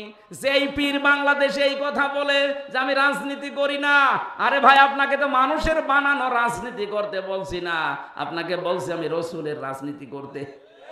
তাহলে যারা বলে যে আমরা ওসব ঝামেলাই নেই, আমরা খালি দরবার নিয়ে আসি, আল্লাহর কসম ওকে আল্লাহ এখনো ভালোবাসা আরম্ভ। বলেন এর চাইতে আর কি ব্যাখ্যা দেওয়া যায় বলেন? এই আয়াত অনুযায়ী বাংলাদেশে বহু মানুষ আমরা এখন আল্লাহর পূর্ণাঙ্গ ভালোবাসা এখনো শুরুই করেনি। আল্লাহ জান্নাত দেওয়া, মাফ করা তো অনেক দূরের কথা। এই আয়াতের পরে আরো 2টা শব্দ আছে। আল্লাহ পাক বলেন আমি যদি কাউকে ভালোবাসা আরম্ভ করি, 2টা লাভ তার আছে। ওয়াগফির লাকুম যুনুবাকুম, ইয়াগফির এটা মোজারে, বর্তমান ভবিষ্যৎ, প্রেজেন্ট ফিউচার। জামবন না যুনুব বহু বছর। আল্লাহ পাক বলেন ওই মুহূর্তে ওর জীবনের যত অপরাধ ছিল সব আমি আল্লাহ মাফ করে দেব না দিয়েছি? বলেন বলেন, তাকে মাফ করে দেব, এখন দেব বা দিয়ে সামনেও দেব, এখন দিচ্ছি। তাহলে আমরা যদি আল্লাহর ক্ষমা পেতে চাই, এই মুহূর্ত থেকে চোখ কান বন্ধ করে রাসূলুল্লাহর অনুসরণ পূর্ণাঙ্গ না আংশিক? আরো জোরে। যদি সত্যি আপনি সিদ্ধান্ত আজকে এখান থেকে নিয়ে বাড়ি যেতে পারেন, আল্লাহ বলেন যুনুবাকুম, একটা অপরাধ থাকবে না, সব মাফ হয়ে যাবে।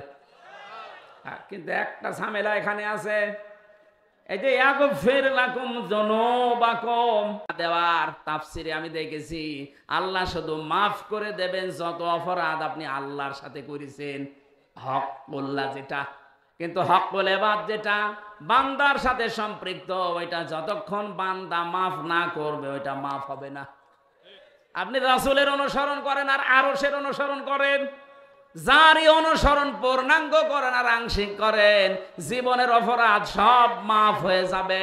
শুধু আল্লাহর সাথে সম্পর্কিত, আমি নামাজ পড়েননি আল্লাহ মাফ করে দেবে, রোজা রাখেননি মাফ করে দেবে, হজ ফরজ ছিল করেননি মাফ করে দেবে, দান সাদকার সমর্থ ছিল করেননি মাফ করে দেবে। কিন্তু আমির হামজাকে বিনা কারণে একটা থাপ্পড় দিয়েছেন, এইটা আল্লাহ মাফ করবে না, কারণ এটার সাথে আল্লাহর সম্পর্ক না, এটার সাথে সম্পর্ক হামজার।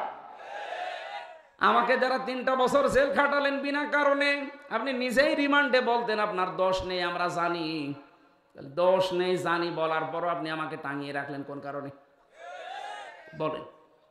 এইটা তো আমি জীবনও মাফ করব না। মাফ করতে পারি, আমাকে যে ক্ষতির সম্মুখীন করেছেন ওই ক্ষতিপূরণ দেন।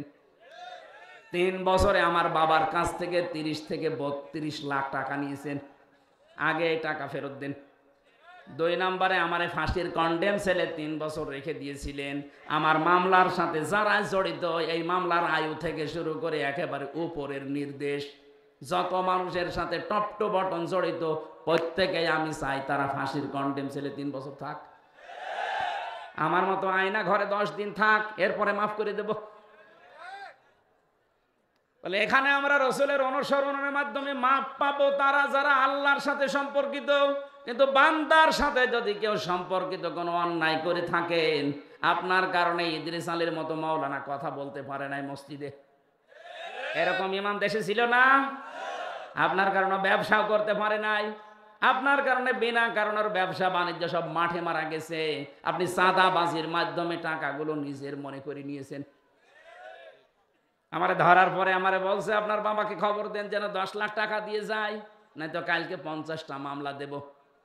আমার বাবা 8 লাখ দিয়েছিল সঙ্গে সঙ্গে, আবার বলছে সেই 2 লাখ কই, মনে হচ্ছে টাকা পাই সেই টাকা চাচ্ছে। এত বড় শয়তান! আরে আমার বাবা তো তাও কথা রেখেছে, 8 লাখ 10 লাখের জায়গায় 8 লাখ দিয়েছে। তুই কথা কি রাখলি? তুই যে বললি 50টা মামলা দেব টাকা না দিলে, টাকা তো দিয়েছিল ঠিক, কিন্তু তারপরেও তো তুই মামলা দিবি।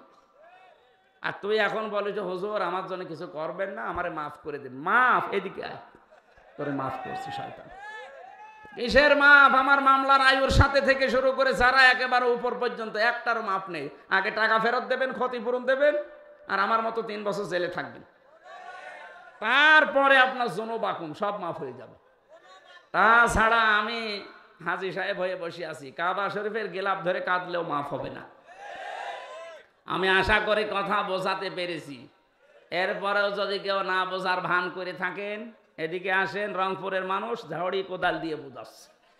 আপনারে আর বুখারী শরীফ কোরআন শরীফ দিয়ে হবে না, বাকারি শরীফ লাগবে।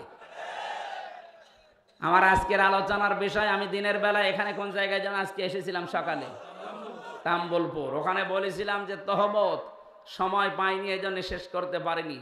আজকের ওই আয়াত থেকে বাকি কথাগুলো আমরা কমপ্লিট করতে চাই। এই যে উঠে চলে যাচ্ছে কে? ওইটা বাদাম বিক্রি করছে। ঠিক আছে, পড়েন। আউযু বিল্লাহি মিনাশ শাইতানির রাজিম।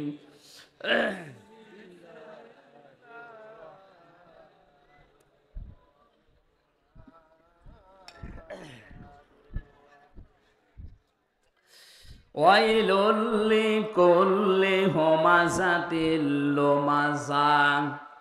শব্দের দিকে খেয়াল করে করে শুনবেন, কোরআনের প্রত্যেকটা শব্দ হেদায়েতমূলক। আল্লাহ বলেন ওয়াইলুন, দুর্ভোগ, সর্বনাশ, ধ্বংস হয়ে যাক, লিকুল্লি, প্রত্যেক ব্যক্তি। কথাটা বলছে কি? এখানে আমরা যারা এক একজন ব্যক্তি আছি, কথা শোনার পরে তো গা শিউড়ি ওঠার কথা, কসম খাড়া হয়ে যাওয়ার কথা। এটা হামজার কথা না, এটা সভাপতির কথা না, ইদ্রিস ভাইয়ের কথা না, কথা কার? আল্লাহ বলেন প্রত্যেক ব্যক্তির জন্য দুর্ভোগ, প্রত্যেকটা ব্যক্তির জন্য আফসোস। ওয়াইলুন মানে আফসোস হতে পারে। আফসোস করছে সরাসরি কে? দুর্ভোগ, আক্ষেপ, এরপরে সর্বনাশ, ধ্বংস প্রত্যেকটি মানুষের জন্য। আমার মনে হয় আয়াতটা যখন নাজিল হয়েছিল, আমি তাফসিরে পড়েছি, যখনই নবীজি এতটুকু বলেছিলেন ওয়াইলুল লিকুল্লি, সঙ্গে সঙ্গে যারা সামনে ছিল তারা অ্যাক্টিভ হয়ে গেছে। প্রতিটি মানুষকে আল্লাহ উদ্দেশ্য করছে, না জানি আমিও আছি কিনা। আল্লাহ পাক এবার দ্বিতীয় শব্দে বলেন হমাজাতিল লোমাজা, যারা সামনে পেছনে মানুষের গীবত করে, পরনিন্দা করে, পরচর্চা করে, এই মানুষগুলোর জন্য দুর্ভোগ, এরা ধ্বংস হয়ে যাবে, এদের জন্য সর্বনাশ। অথচ এই গোনাটা বাংলাদেশে সবচাইতে বেশি। আপনি দেখেন, যে যেখানে আছে ওই জায়গা থেকে আমরা গীবতকে ঘি ভাতের মতো মনে করি। ঘি ভাত যেমন খেতে ভালো লাগে, গীবত করতে মনে হয় তার চাইতে বেশি ভালো লাগে। কথা বলেন না কেন? কবরে নবীজি দুইজনের আযাব দেখেছিলেন। জিবরাইল এসে বলে এখানে আযাব হচ্ছে। নবীজি বলেন এই দুইজনের আযাব খুব বড় পাপের কারণে না। একজন প্রসাব করে পবিত্র হতো না এই ছিটা ফোঁটা থেকে, আর 2 নম্বরের ব্যক্তি হচ্ছে মানুষের দোষ চর্চা করত, গীবত করত। বারবার কোরআনে কারিমে এই কথাগুলো আল্লাহ আমাদেরকে শোনাচ্ছেন, আমরা যেন এই বড় অপরাধ থেকে বেঁচে থাকি। কেউ যদি গীবত আরম্ভ করে দুনিয়াতে, ও নামাজ পড়তে পারে, রোজা রাখতে পারে, কিন্তু অন্তর মরে যায়। কি হয়? অন্তর মারা যায়। মরা অন্তর জান্নাতে আল্লাহ দেবে না, জিন্দা অন্তর লাগবে। এই জন্য আমাদের আবার অন্তর মরে গেল কিনা আপনি মিলাবেন। হোমাজাতিল লোমাজা, হোমাজা বলা হয় মানুষের হাত আর মুখের দ্বারা। হাত আর চোখের দ্বারা যে অপরাধ হয় এটা হোমাজা বলে। আর মুখ আর ঠোঁটের দ্বারা যে জহব্বা, মুখ আর জহব্বার দ্বারা যে অপরাধ হয় এইটার নাম হচ্ছে লোমাজা, হোমাজাতিল লোমাজা। অন্য তাফসিরে পেয়েছি এটা একটা জাহান্নামের দরজার নাম। এখানে অনেকেই জানি জাহান্নাম 7টা, জান্নাত 8টা, না আরো বেশি আছে। 100টার উপরে আছে যা জান্নাতের স্তর, জাহান্নামের স্তর আছে 100টার উপরে, কিন্তু আমরা সচরাচর 8টা জানি। আর এই হোমাজা, লাজা, হোতমা এগুলো কিন্তু জাহান্নামের নাম না, এগুলো জাহান্নামের স্তরের নাম। এক একটা দরজার সামনে লেখা থাকবে লাজা, সাঈর, সাকার, জাহান্নাম, জাহিম, হোতামা, হাবিয়া, এগুলো লেখা থাকবে জাহান্নামের দরজার সামনে। দুনিয়ায় যে যেই কাজ করেছে তাকে আল্লাহ ওই দরজা দিয়ে বলবে যা। এখানে যে আলোচনা চলছে আজকে হোতামা, এই জাহান্নামের এই যে দরজা লেখা থাকবে হোতামা, প্রবেশ কর, কাকে আল্লাহ বলবে? আল্লাযী জামাআ মালান ওয়া আদ্দাদা, দুনিয়ায় যারা মাল সম্পদ জমা করে আর বারবার হিসাব করে। এই 15.5 বছরের ভেতরে আপনি তাকান, এই আয়াতটা আমার মনে হয় মিলে যাবে। কত মানুষ 5 বিঘা জমি থেকে শুরু করে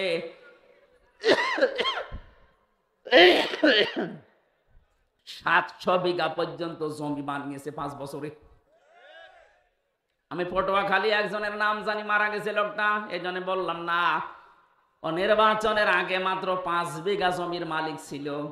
2 বারের এমপি লোকটা 700 কত বিঘা জমির মালিক। আপনার জমি লাগে কত? একটা মানুষের চলতে জমি লাগে কত বলেন তো?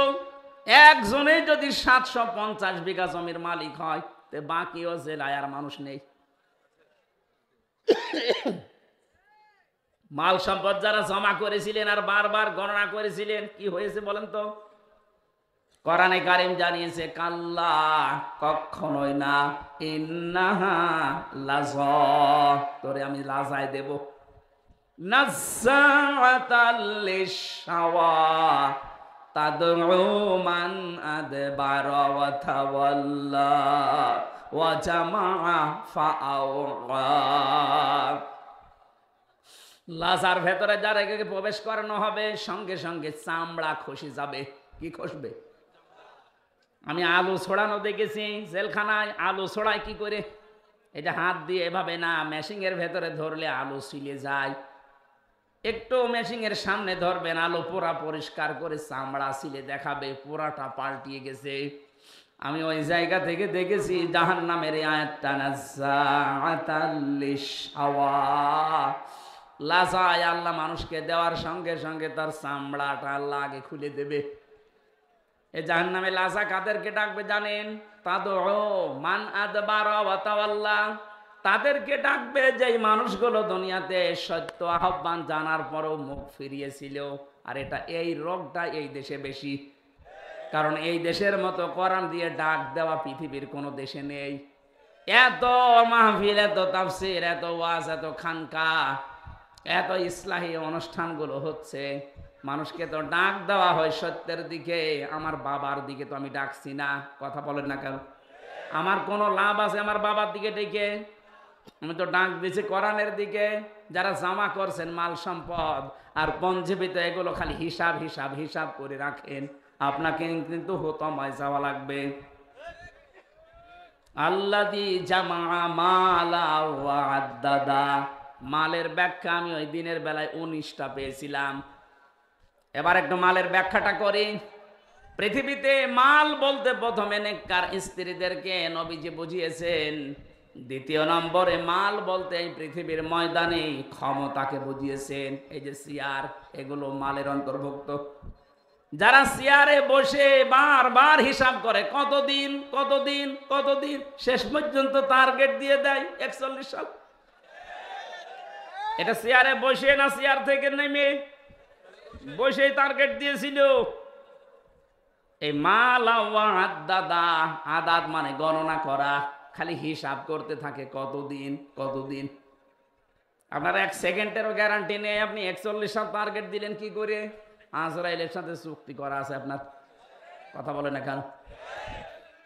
হ্যাঁ, একজনের চুক্তি করা ছিল। কয়জনের?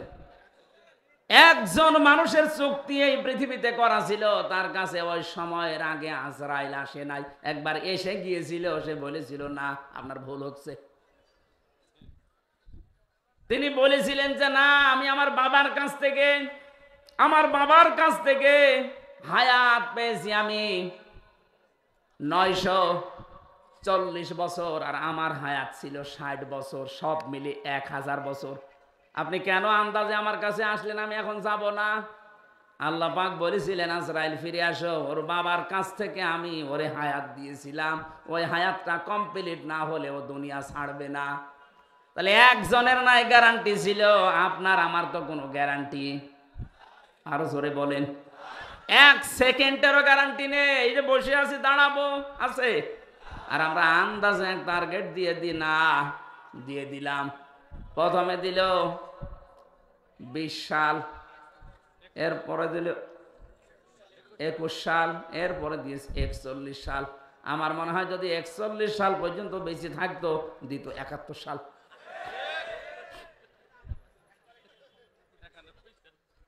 না, এগুলো আপনি হাসির ছলে নিবেন না। মাল সম্পদের ভেতরে প্রথম নম্বরে নেককার মহিলাকে মাল বলা হয়, উত্তম মাল এটা। 2 নম্বরে ক্ষমতার চেয়ারকে মাল বলা হয়। 3 নম্বরে অর্থ কড়িকে মাল বলা হয়। 4 নম্বরে যুদ্ধের অস্ত্র শস্ত্রকে মাল বলা হয়। আমি এরকম 19টা পড়েছি তাফসিরের ভেতরে। যারা এগুলো পায় দুনিয়ায় আর জমা করে আর মনে করে এগুলো আমার কাছে স্থায়ীভাবে থাকবে, ইয়াহসাবু আন্না মালাহু আখলাদা, ও মনে করে আমার এই সম্পদ, আমার এই ক্ষমতা, আমার এই প্রভাব প্রতিপত্তি, আমার এই জমি জায়গা, আমার এই অস্ত্র শস্ত্র আমাকে চিরস্থায়ী করে রাখবে। আখলাদা।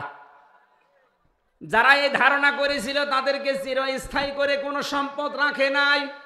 আবুল হাবের কথা আল্লাহ কোরআনে দিয়েছেন, তাব্বাত ইয়াদা আবি লাহাবি ওয়া তাব্বা মা আগনা আনহু মালুহু ওয়া মা কাসাব। ধ্বংস হয়ে যাক আবুল আহাব, তার 2 হাত সহ, এবং সে নিজেও, এবং সে ধ্বংস হয়েছে। ওয়া তাব্বা মা আগনা আনহু মালুহু ওয়া মা কাসাব, তার যে অর্থ সম্পদ টাকা পয়সা যা সে উপার্জন করেছিল একটাও কাজে আসে নাই। যারা মনে মনে করেন ক্ষমতা আমাকে চিরস্থায়ী করে রাখবে, চিরস্মরণীয় করে রাখবে, আমি মারা যাওয়ার 500 বছর পরও আমার আলোচনা হবে না, আল্লাহ বলেন ওই সম্পদ তোকে চিরস্থায়ী করবে। এটা ভুল ধারণা। কাল্লা, কি বলছেন? কাল্লা, কাল্লা মানে কল্লা। কাল্লা, কখনোই না। লায়ুম বাদান্না ফিল হুতামা, তোকে আমি হুতামায় দেব। কোন জায়গায়? হুতামা কি? নারুল্লাহিল মুকাদা, এটা আল্লাহর জ্বালানো আগুন। প্রশ্ন আসতে পারে, জাহান্নামের অন্যান্য আগুনগুলো আল্লাহ জ্বালায়নি, জ্বালিয়েছে, কিন্তু এটা বেশি জাল দেওয়া। নারুল্লাহিল মুকাদা আল্লাতী তাত্তালিউ আলাল আফইদা। অন্য জাহান্নামে গেলে আগে কলিজা পড়বে, কথা আমি পাইনি, কিন্তু হুতামায় গাওয়ার সঙ্গে সঙ্গে আগে মানুষের কলিজা পুড়ে শেষ হয়ে যাবে। আল্লাহ যেন প্রশ্নবাদক চিহ্ন দিয়েছেন, আমা আদরা কামাল হুতামা, নবী আপনি জানেন এই হুতামা কি? এ হুতামার পরিচয় এটা আল্লাহ নিজে যেহেতু চালিয়েছে, এখানে কেউ পড়লে আগে কলিজা পড়বে। পৃথিবীর আগুনের সিস্টেম হচ্ছে যেখানে লাগে ওই জায়গা পুড়ে যায়। আপনি হাত দেবেন, এভাবে হাত পুড়ে যাবে, কলিজা পুড়বে না? পুড়বে। কিন্তু জাহান্নামে হুতামা যেটা, আল্লাহ যে আগুন জ্বালিয়েছে, এই আগুনে যেখানেই লাগবে আগে কলিজা পুড়বে। ইন্নাহা আলাইহিম মুসাদা ফি আমাদিম মুমাদ্দাদা, এটা একেবারে বেষ্টন করে রাখবে আপনাকে লম্বা লম্বা আগুনের খুঁটির সাথে। আল্লাহ পাক এই জাহান্নামে হুতামার আসামিদেরকে বেঁধে রাখবে। বলেন নাউজুবিল্লাহ। এই যে ভয়ঙ্কর কথাগুলো আল্লাহ আমাদের শোনালেন, এই জাহান্নাম থেকে বাঁচার জন্য যে কাজগুলো দুনিয়াতে এখন আঞ্জাম দেওয়া লাগবে, প্রথম নাম্বারে কারো পেছনে লাগা যাবে না, যেটা আমরা সব চাইতে বেশি করছি। ছোট্ট একটা হায়াত, 50, 60, 70 বছরের, এরপরে তো আপনি এই হায়াত আর পাবেন না। নিজেকে নিয়েই তো ব্যস্ত থেকে শেষ হয়ে যায়, মানুষের পেছনে লাগেন কি করে? কথা বলে না কেন? আজ ফেসবুকটায় দেখেন, এ ওর পেছনে, ও ওর পেছনে সময় দিচ্ছে, অথচ নিজের কোনো চিন্তা নেই। নিজের চরিত্র যে কত খারাপ, শয়তান পর্যন্ত চরিত্র দেখলে হাসে, আরো অন্যের পেছনে লেগে সময় নষ্ট করছে।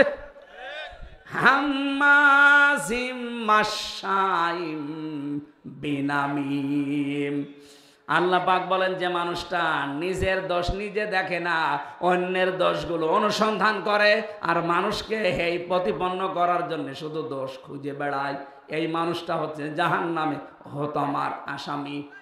বাংলাদেশে যত মানুষ জাহান্নামে আমরা যাব, ও সবচেয়ে বেশি আমার মনে হয় যাওয়া লাগবে হুতামায়। কথা বলে না কেন?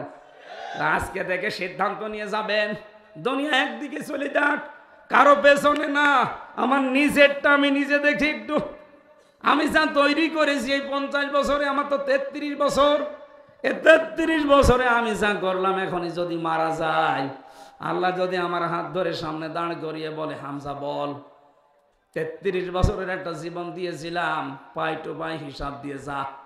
33 বছর না, 33 ঘন্টার হিসাব দেওয়া তো সম্ভব না। আপনি কোন কারণে মানুষের পেছনে লেগে সময় নষ্ট করেন? মিজানুর রহমান আজহারি ভাই সবচেয়ে যেটা বেশি বলতেন, যে মানুষের পেছনে লেগে সময় নষ্ট করে কোন কারণে? নিজের পেছনেই তো সময় দেওয়ার সময় পাইনি। ছোট একটা জীবনে নিজের পেছনে পেছনে সময় আমার নেই। আমার বিশাল কাজ পড়ে আছে, আমি পেছনে তাকাবো, মানুষের পেছনে লাগবো কোন কারণে? এজন্য আমাদের আজকে সিদ্ধান্ত নিয়ে বাড়ি যাওয়া লাগবে। এই গীবত, এটা ঘি ভাতের মতো, এটা মেয়েদের ভেতরে সবচাইতে বেশি। কোন এলাকায় যদি গীবতের মতো এই গোনা চালু হয়, নবীজি জানিয়েছেন ওই এলাকার মানুষের দোয়া কবুল বন্ধ হয়ে যায়। আপনি খেয়াল করেছেন? এখানেও যদি কেউ গীবতকারী মানুষ থাকেন, এর কথা ওর কাছে লাগানো, ওর কথা ওর কাছে লাগানো, মানুষকে ছোট করার জন্য, হেই প্রতিপন্ন করার জন্য ফেসবুকে কোনো স্ট্যাটাস ছেড়ে দিয়েছেন, তাহলে আপনি থাকাকালীন এই মাহফিল কবুল হবে না।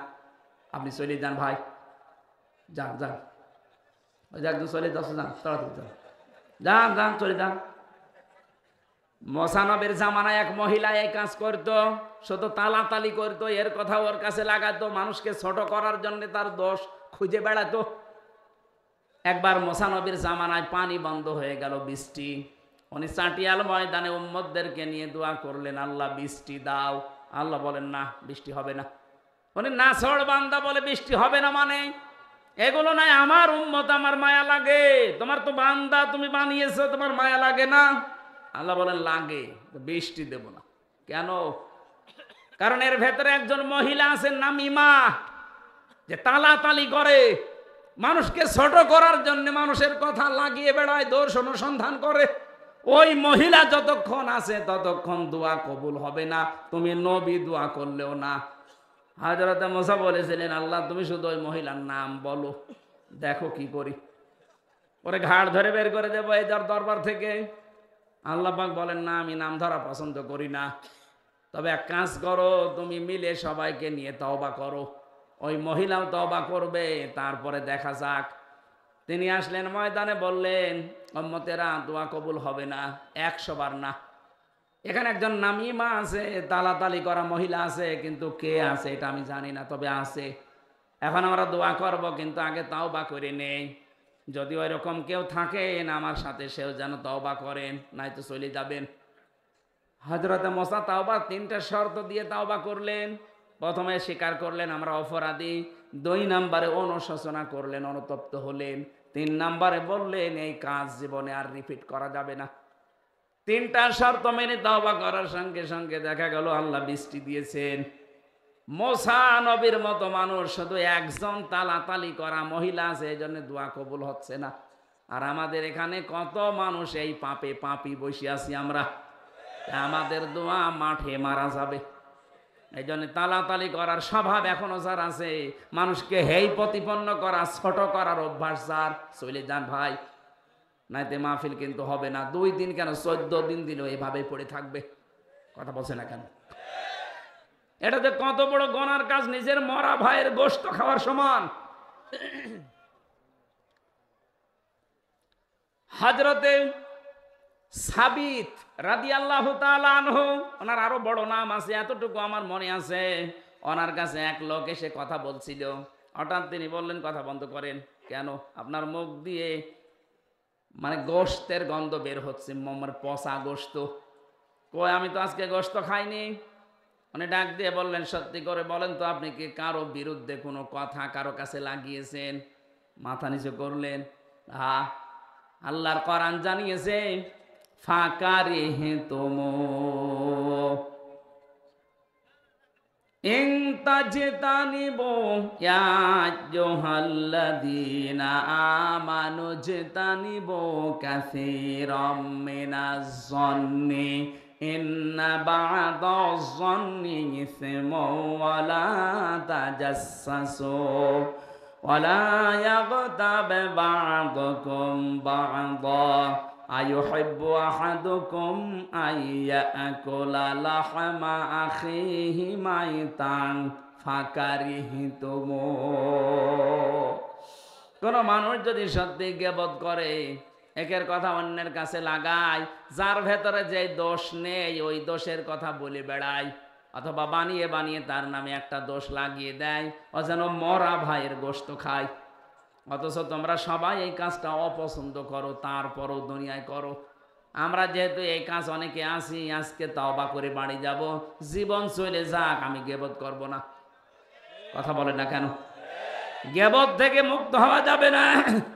গীবত যদি চালিয়ে যান, তাহলে আপনার অন্তর কিন্তু মরে যাবে। যতই নামাজ পড়েন, জিকির করেন, আর অন্তর চালু হবে না। জাগ্রত হওয়ার জন্য গীবত এই মুহূর্ত থেকেই বন্ধ। প্রশ্ন আসতে পারে, আমরা যে এতক্ষণ কথা বলেছি অনেকের নামে গীবত না, কয়েক জায়গায় কথা বললে গীবত হয় না। কথাগুলো বুঝতে হবে। যেই সন্তান সমর্থ আছে কিন্তু টাকা পয়সা মা বাবাকে দেয় না, তাদের পেছনে খরচ করে না, তাদের সেবা যত্ন করে না, এরকম সন্তানের নাম ধরে মানুষের কাছে বলা যায় যাচ্ছে। কথা বোঝাতে পারেনি? যে মানুষটার সামর্থ্য আছে মা বাবার খেদমত করা এবং তাদের পেছনে খরচ করার তার সামর্থ্য আছে, এরপরেও যদি কোনো মানুষ, কোনো সন্তান মা বাবার খোঁজ খবর নেয় না, তাদের পেছনে খরচ করে না, তাদের সাথে ভালো ব্যবহার করে না, তাহলে ওই সন্তানের নাম ধরে জাতিকে সতর্ক করা যায় যে এই লোকটা কেমন, কিন্তু এরকম, এর সাথে কিছু করলে হিসাব নিকাশ করে করবেন। দ্বিতীয় নম্বর, কোন জালেম বাদশাহ, জালেম অভিভাবক, জালেম দায়িত্বশীল তার জুলুম থেকে জনগণকে সতর্ক করার জন্য তার নাম ধরে কথা বলা যায়। জাস্ট এই দুইটা, আমি এই দুইটাকে ব্যাখ্যা করে আরো দুইটা পেয়েছি। অন্তত এই দুইটাই শোনেন, যে সন্তান তার মা বাবার খোঁজ নেয় না, সমর্থ থাকার পরেও তার নাম ধরে জাতিকে সতর্ক করা যায়। কারণ জাতি না বুঝে তার সাথে আত্মীয়তা করতে পারে, লেনদেন করতে পারে, শেষে সেও ধরা খাবে। যে তার মা বাবারই খোঁজ নেয় না, সে আপনার সাথে কি খোঁজ খবর রাখবে? 2 নম্বরে, এই পৃথিবীর ময়দানে যেই মানুষগুলো জালেম অভিভাবক হতে পারে, প্রশাসনে বিচার ব্যবস্থায় ক্ষমতায় যারাই আছে, এমনকি মা বাবাও হতে পারে, কোন জালেম সম্পর্কে জাতিকে সতর্ক করার জন্য তার নাম ধরে কথা বলা যায়। যাচ্ছে এই দুইটা বাদ দিয়ে বাকি কোন জায়গায় আপনি গীবত কারো জন্য করতে পারবেন না। আর আমরা এই দুইটা সামনে রেখেই কথা বলি, আন্দাজে বলি না। আমি আবার বলছি, আমি সহ যারা এসেছি, আর যাই করি গীবতের এই গুনাহ যেন আমল নামায় না থাকে। আপনি যার গীবত করবেন ওর গুনাহগুলো অটোমেটিক আপনার আমল নামায় চলে আসবে, আর আপনার যা সওয়াব ছিল ওর আমল নামায় চলে যাবে। এরকম পাগল দেশে আছে, আছে মানে আমরাই। আল্লাহ আমাদের হেফাজত করুন, আমিন। বারাকাল্লাহু লানা ওয়া লাকুম ফিল কোরআনিল আযীম। আমার লিখিত বই কারা